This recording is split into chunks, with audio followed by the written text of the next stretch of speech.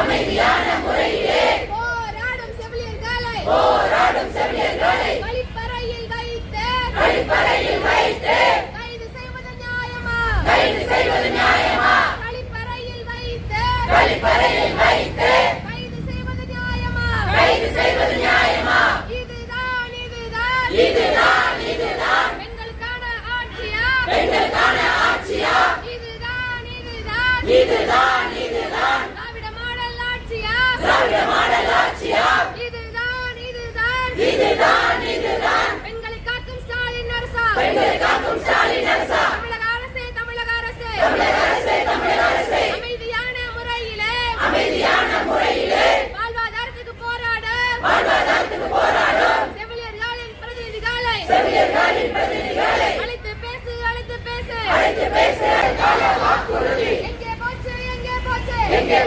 எங்கே போச்சு தேர்தல் வாக்குறுதி கொடுத்துட்டா நிறைவேற்றணுமா கேட்கறியே நியாயம் தானா உழைக்கும் மக்களின் போராட்ட குரல் தான் கேட்கவில்லையா அழைத்து பேசு போராடும் செவிலியர்களை பிரதிநிதிகளை தலைவர்களை அழைத்து பேசு நிரந்தரம் செய் MRP செவிலியர்களை பணி நிரந்தரம் செய்திடு என்று சொல்லிய போராட்டம் 6ஆம் நாள் போராட்டம் காத்திருப்பு போராட்டம் வெல்லட்டும் சிறக்கட்டும் என்னாச்சு தேர்தல் கால வாக்குறுதி என்னாச்சு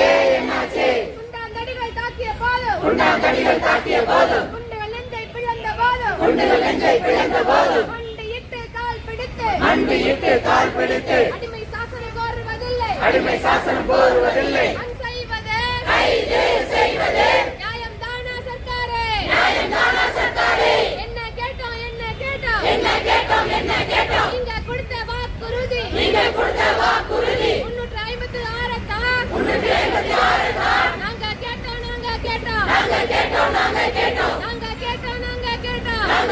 நாங்க கேட்டோம் நிரந்தரம் செய்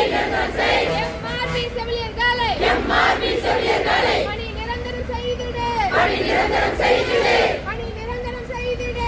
நிரந்தரம் செய்திடு MRP செவிலியர்களை தேர்தல் கால வாக்குறுதி 356 படி பணி நிரந்தரம் செய்திடு என்று சொல்லிய போராட்டம் செவிலியர்களின் போராட்டம் 6ஆம் நாள் போராட்டம் வாழ்வாதார போராட்டம் காத்திருப்பு போராட்டம்